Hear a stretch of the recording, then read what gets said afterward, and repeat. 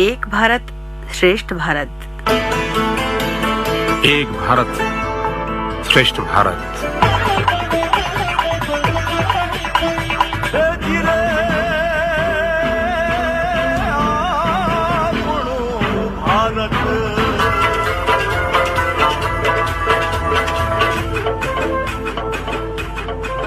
आज के इस अंक में प्रस्तुत है वार्ता हिंदी सिनेमा में राष्ट्रीय भाव। वार्ताकार हैं फिल्म विषयक लेखिका और सहायक प्राध्यापक डॉक्टर सुजाता मिश्रा। हिंदी सिनेमा अपने शुरुआती दौर से ही मनोरंजन के साथ साथ दर्शकों की जिज्ञासा का सशक्त माध्यम रही है।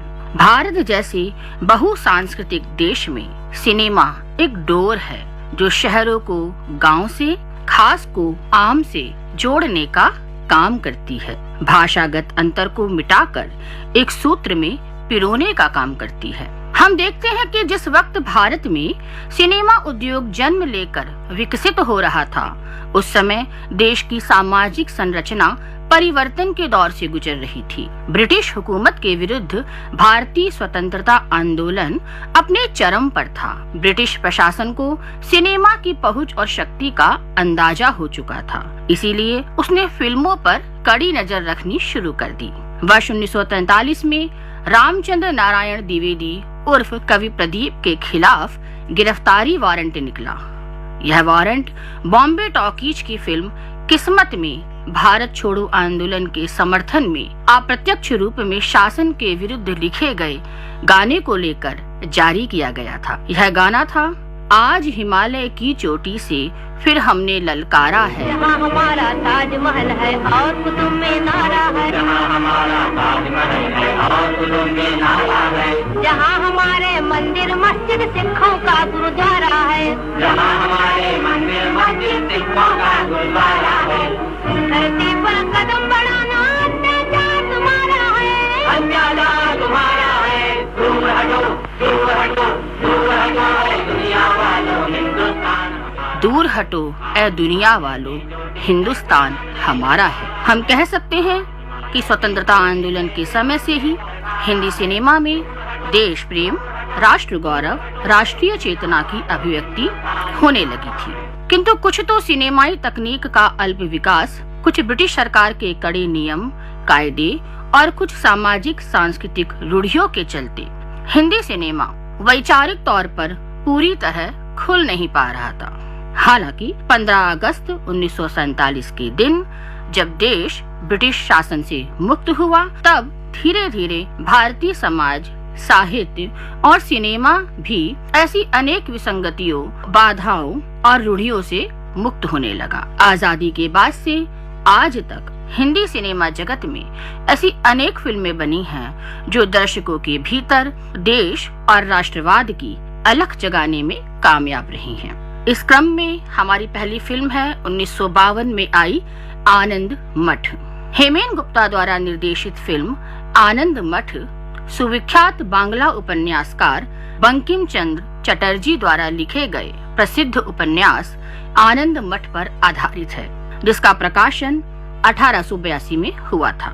आनंद मठ की कहानी 1772 में पूर्णिया, दानापुर और तिरहुत में ब्रिटिश सरकार और स्थानीय राजा के खिलाफ हुए सन्यासियों के विद्रोह की घटना पर आधारित है। इस उपन्यास में बंकिम चंद्र ने अपने पूर्व में लिखित देशभक्ति पूर्ण गीत वंदे मातरम का संयोजन भी किया है, जिसे फिल्म में स्वर्गीय लता मंगेशकर और स्वर्गीय हेमंत कुमार द्वारा अत्यंत भावपूर्ण ओजपूर्ण शैली में गाया गया है।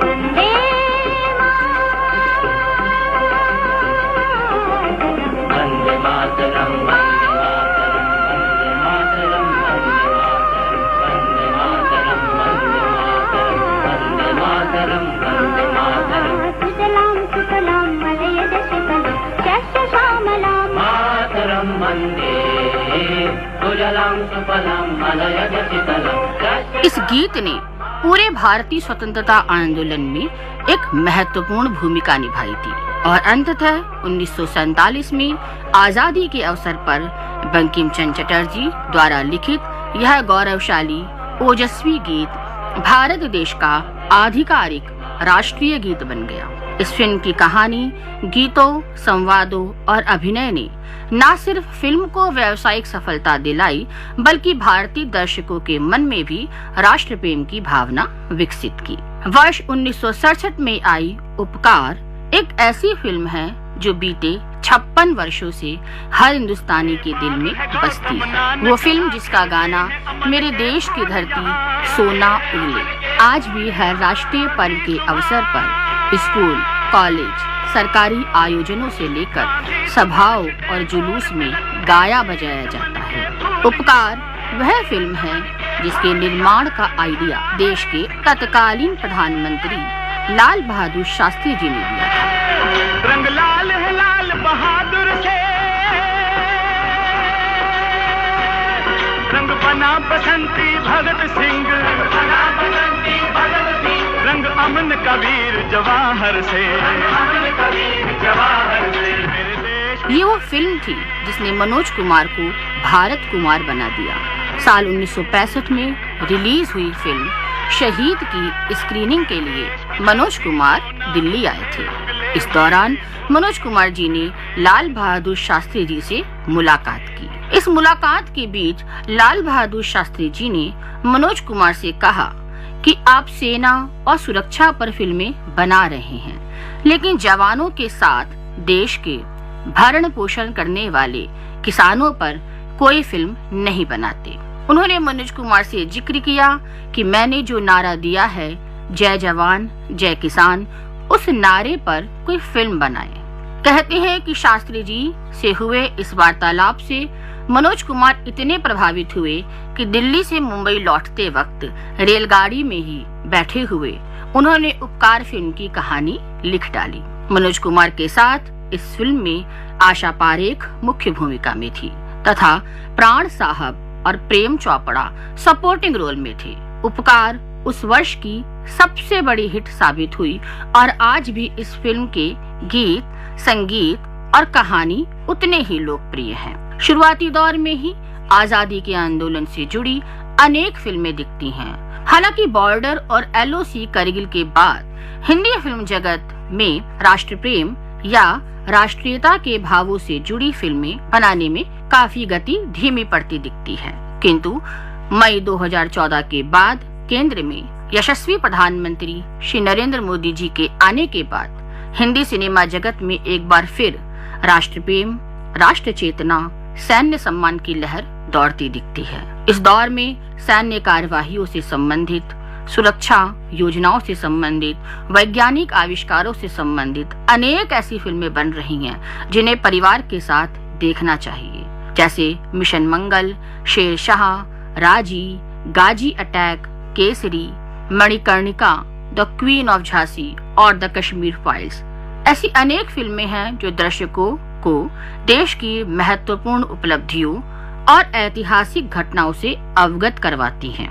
हालांकि उन सभी फिल्मों को एक ही वार्ता में समेटा नहीं जा सकता, किंतु फिर भी इन सभी फिल्मों के स्वरूप को देखते हुए लगता है कि अब हिंदी सिनेमा वाकई में निडर और बेबाक हो गया है।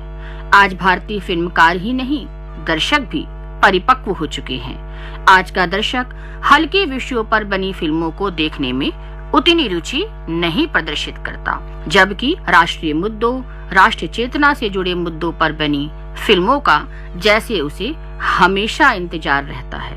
हम कह सकते हैं कि हिंदी सिनेमा अब धीरे धीरे पूरी तरह भारतीयता के रंग में रंगता जा रहा है। एक भारत श्रेष्ठ भारत।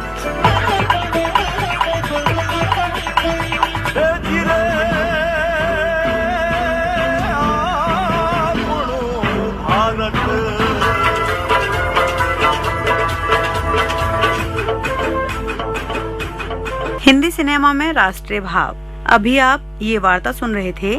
वार्ताकार थी फिल्म विषयक लेखिका और सहायक प्राध्यापक डॉक्टर सुजाता मिश्रा। इसी के साथ एक भारत श्रेष्ठ भारत का ये अंक यहीं संपन्न होता है। प्रस्तुति सहयोग वंदना, प्रस्तुतकर्ता राम अवतार बैरवा।